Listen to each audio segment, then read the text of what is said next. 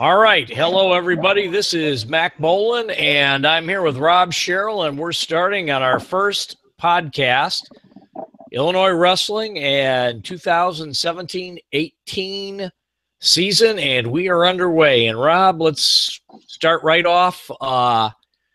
Class 1A, what weight classes, because I don't want to go through all the individual rankings yet. We're early season, but what weight classes do you see as being the most interesting individual weight classes in 1A right now?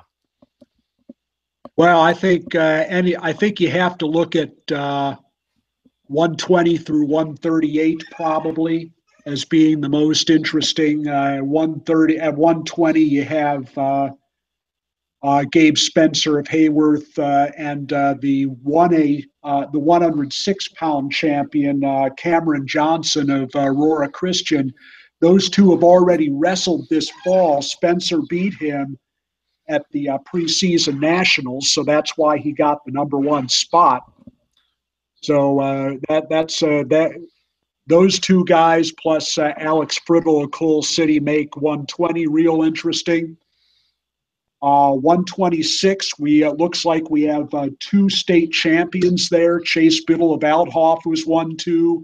Tyler Fleetwood of Fulton, who is 1-2. He's coming up from 120. So that's going to be a very interesting weight. And the depth at 132 with Jared Van Vliet of Stillman Valley, who placed at Fargo and had a great run, committed to the Air Force Academy, along with Stone Angle of Mercer County, Colin Davidson of Litchfield, previous finalist. That'll be a fun one. And then at 138, if Trey Hild of Porta, who's been in the finals 3 times, and Joey Bianchini of Elmhurst IC Catholic wind up being in the same weight class, Bianchini all the way up from 113 pounds. That'll be a great one, along with Hunter Luke from Lena Winslow Stockton, who just beat Van Vliet the other night, and Max Christoph of Althoff. So I think those 4 weights are probably the most interesting in 1A. So team-wise in 1A, are we going to see the wide-open competition like we saw last year? I mean, 2A, 3A, kind of went the way we saw, but Class 1A was totally off the charts last year in the team competition. It's going to be, I think there are a lot of are several really strong teams in 1A. I have Lena Winslow Stockton number 1 again, but if Belleville Althoff is going to win the state, this is their shot with the Brown Eagle brothers and Biddle and Christoph. So I have them number 2, and they're certainly a great tournament team. I think they'll finally break through to the Elite 8 this year, and if those they may meet at Abe's Rumble, we'll see. But if they don't meet there, they'll certainly meet at the state, and they're a solid 1-2. Clinton is off to a great start at number 3. Clifton Central just beat Coal City on Tuesday night in their season opener. That's number 4 beating number 6. Wow. And Clinton just beat Beardstown, 3 beating 5. So, yes, I do think it's going to be wide open, and I think there are some very strong teams at the top in 1A. Well, we got to say, and I did not mention Aurora Christian, which has moved up into the top 10, and they have Hope Academy this weekend, and that'll be an important early season match for for rankings purposes around this area.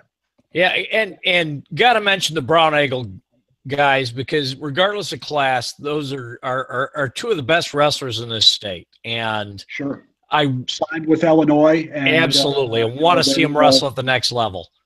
Yeah, and great kids. The good thing is people that want to see them wrestle at the next level aren't going to have to go far to see it. Nice. Okay, so Class 2A, any particular weights that are crowded? And we had a great individual matchup between a 2A and 3A guy at Barrington, which you can allude to. Sure. I mean, 2A pretty much the same weight classes that were strong last year are strong this year. Of course, 126 with Austin Macias back at the same weight. And Macias and Lopez had a great match in the finals. Had another OW caliber performance at Barrington like he did last year. So he's off to a great start.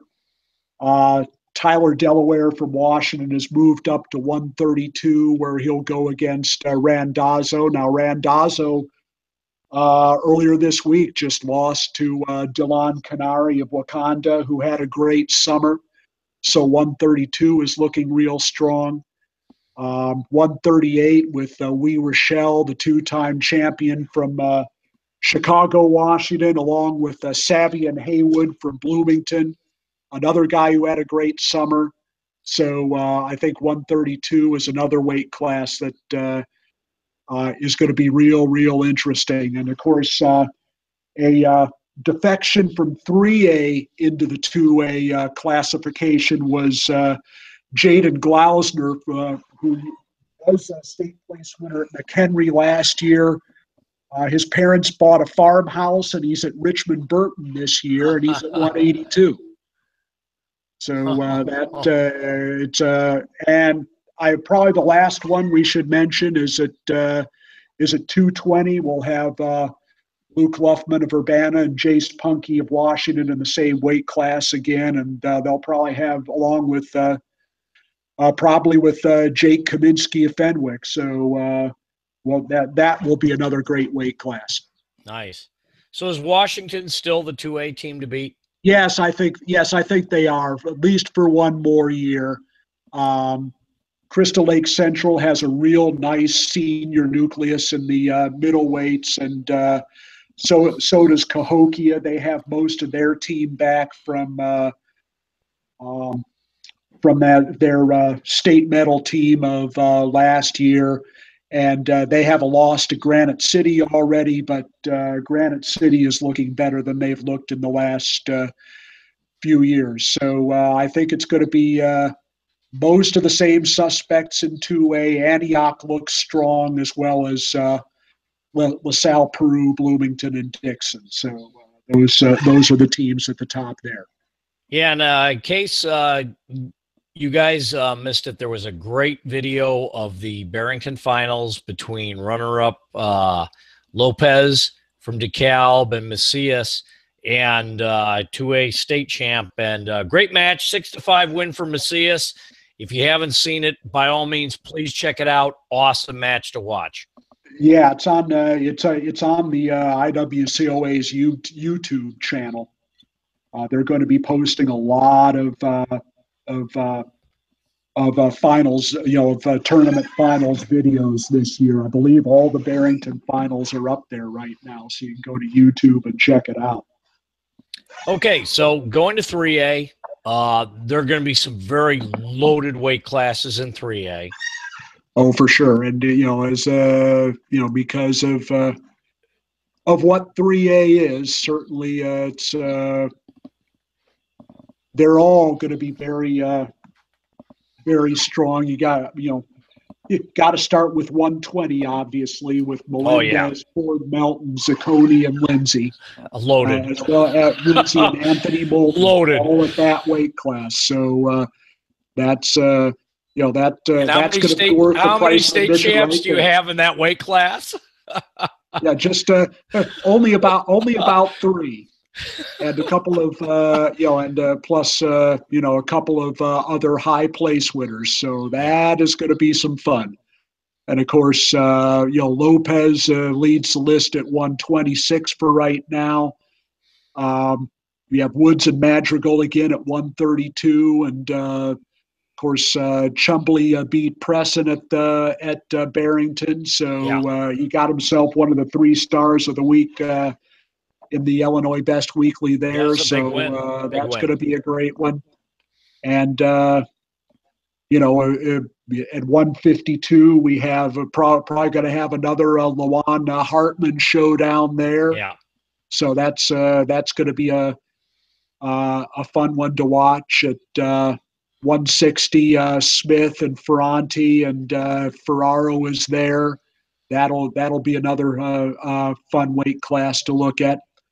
So a lot of so yeah, in those middle weights, it's we're individually, it's going to be a lot of fun. And at even 113 with Certain, Ragusin, Durlacher, and Matt Ramos. Along with Nate Cummings, very strong weight. Oh yeah, very tough weight, very tough weight. So that's your individual rundown in 3A. And so team-wise, I mean, to be brutally honest, we're looking at a very strong Montini team this year. A lot of depth, and they've got a lot of individual top finishers. Should be very interesting. We look forward nationally. Statewide, pretty much kind of the same suspects. We still have Montini. We have Lockport. We have Marmion Academy. We have OPRF. Early season tournaments, Libertyville won Barrington, Glenbard North won Conant. Marmion Academy kind of undermanned going into the Barrington tournament. Again, still early season. Yeah, first big test coming Marmion up. Has some. Marmion still has to, of course, get their lineup right. Mm-hmm. The way the way they're looking to do that. Huntley has had a great first part of the year. They have a win over Barrington already.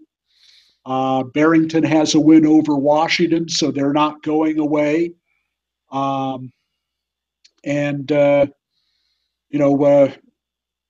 Manuka, with their early season win over Mount Carmel, is a solid top 10 team, and they have a 1-point loss to Mount Carmel. That's their only blemish. Yeah, it was 30-29. Evanston's off to a 13-0 start. DeKalb looks really strong, and I think Dale Eggert is trying to manage expectations for Libertyville. He's insisting that they're a great tournament team, but that they may not be great in duels. I think I beg to differ with that. I think they'll be a better dual meet team than he thinks. They last year they took their lumps, but of course I did a little counting up at the end of the year, and as it turned out, they wrestled more top 25 teams in duels last year than any other 3A team. They had 11 of them on their schedule. I think this year's schedule is going to be pretty similar. So, yeah, they're going to have some losses, but I think there's a good chance they could be a top 10 team before it's all said and done. My shocker, looking over just the passing, and I don't know if it was football related, but the Manuka win over LincolnWay Central, to me, the lopsided score was amazing. Yeah, well, Manuka is kind of an interesting team. They have everybody back from last year. Last year they didn't start a single senior. This year they're starting 9 seniors. And they have a lot of 3- and 4-year starters in that lineup. It's a veteran team. They have a real long jam in that sort of 26, 32, 38, 45 area. And if they can get those guys spread out, they're going to win a lot of matches, and they have a very tough schedule. So obviously, they have the win over Glenbard North. They went 7-7 in matches with Mount Carmel. Very tough schedule. They're going to have some losses probably, and their schedule is really backloaded. So it'll be really January, I think, before we know where they're at. That's good. I mean, you got to go out and get the competition. I also want to make a shout out to Yorkville. I think I have an Oster there. They're going to be up and coming too. and they're wrestling DeKalb tonight. That's really the big. That should be a good duel. That's the big duel of tonight. Tonight, of course, is the start of Providence's weekend gauntlet. They're at Marmion with Fenwick tonight. They are at Plainfield South with Bradley tomorrow night, and then, of course, the quad at on Montini, Saturday. which you'll see on Saturday. So they have some, they have some very important duels over a 3-day period this week. So we're going to find out by the end of, by Saturday afternoon, where they're at and where they need to go. Sure. And, of course, we have the big tournaments coming up. I will be heading out to the Ironman, and several Illinois teams, Oak Park, not in the Ironman this year, but we do have Montini, Marmion Academy, and Mount Carmel and Lockport this year. Mount Carmel coming back. Lockport, I think it's their first time ever in the Ironman. Yeah, it'd be interesting. It's too bad they'll be missing a couple of their key guys, of course, for just not being in the lineup. And of course, their heavyweight is out for the year. Yeah, but they're the ultimate no excuses program. They'll go with what they've got, and we'll see what happens. And looking forward now, when we look at 3A teams, obviously, I think you and I both agree Montini is kind of the prohibitive favorite in 3A. They are at this point. I think a lot is going to depend on what Marmion can do with their lineup between now and late January. I know they have some moves they want to make. And whether they'll be able to make those happen will determine whether they can whether they'll be able to compete at the end. But they certainly look to me like the strongest challenger at this point. Right, and Montini now going to the Ironman, they've got a pretty solid lineup. Talking on the national scene now, they're back in the Clash this year. Realistic expectations, maybe top 1, 2, 3. Do we think they have a shot at a national title? Well, obviously, the Ironman is going to tell us a lot. If they place 7, I think they have a good. I think they do have a good shot. But man, I look at what Blair and Wyoming Seminary and they're loaded. Have. Wyoming Seminary got 2 really good transfers. Yes, they did. So that's which are going to those 2 guys are going to contribute about 40 to 50 points at the Ironman. So, so that's something that all the rest of the teams in the field are going to have to overcome. But yeah, I mean, it's a wide open Ironman, and I do think they have a shot at the top 5 if everything goes right. I don't think they have a shot at the top 3, but I've been wrong before. Well, I think the biggest thing for Montini, in my opinion, if they're lighter weights, and let's face it, they are absolutely solid in the lighter weights, and they still have depth. They have the potential for placers in the upper weights. And if they can finish in top 3, and you never know what happens in dual meets and the prep nationals, they can win the Clash, win the Cheesehead. Who knows? I think they have a realistic,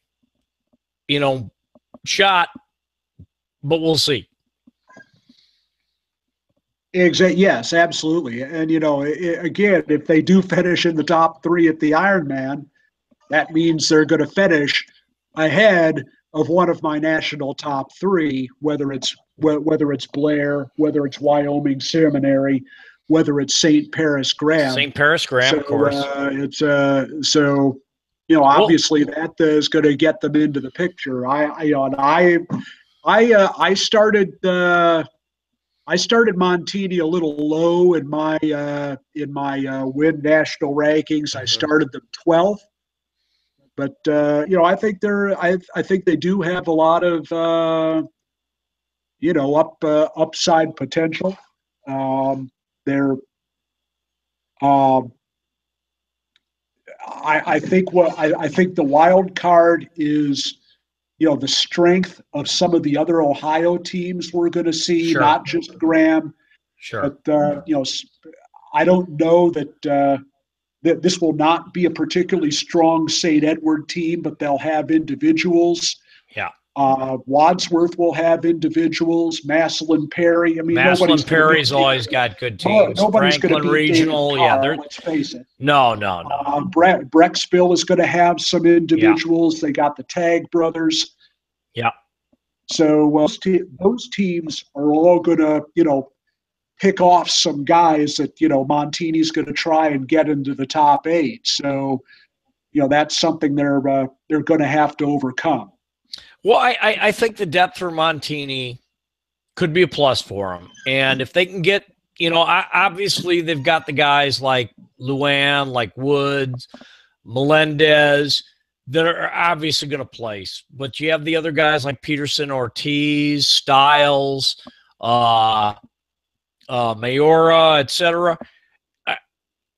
I think the Ironman's going to be a very telling point as to how their season's going to go. And honestly, I think if they can finish in the top 3, and I don't think that's out of reach, and run the table with the dual meets and win the Clash and the Cheesehead, I think they're right in the mix.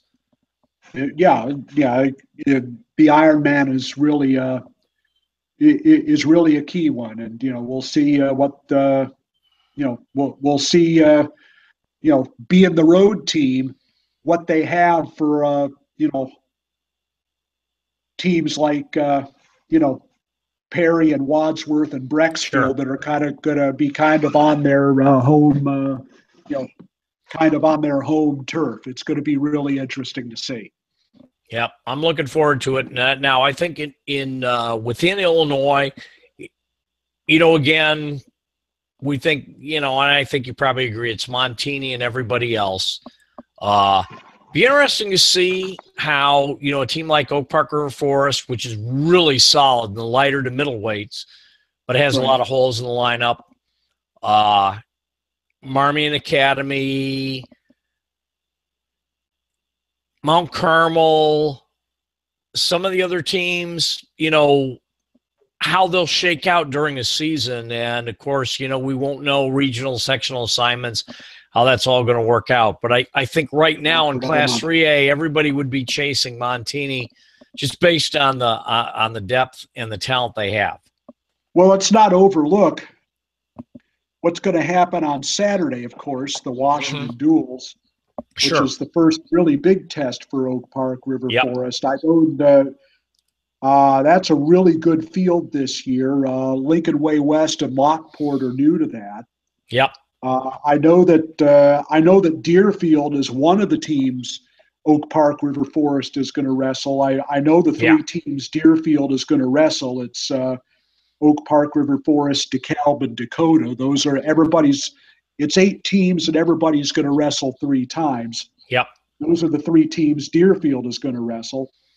Now, Oak Park already beat Deerfield, DeKalb, and Dakota. Granite City is coming back. Of course, Washington is the host school.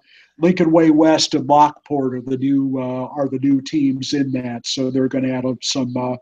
They're going to add some spice to that event. Again, I don't know who's going to wrestle as far as other teams are concerned. Right. Who's going to wrestle who in what round. But, Oak Park is going to have 2 other teams besides Deerfield. So we'll see how that shakes out. They already beat Dakota. It should be interesting. I think a Lockport Oak Park matchup would be a good one because there would be great individual matchups, especially in the lighter weights in that duel. Sure, absolutely. Yeah, that's kind of the headliner for Saturday. I mean, there are some other good things going on. Of Yep. course, the quad you're going to be at with Providence and Oh, Mount Carmel be and a good one. Owen. And Montini, and that will be at Down Montini and Lombard if for anybody who wants to show up. some of the other good quads going on that day over at St. Rita. Marmy and Wheaton North and Marist are going to be there at 9 o'clock. Nice.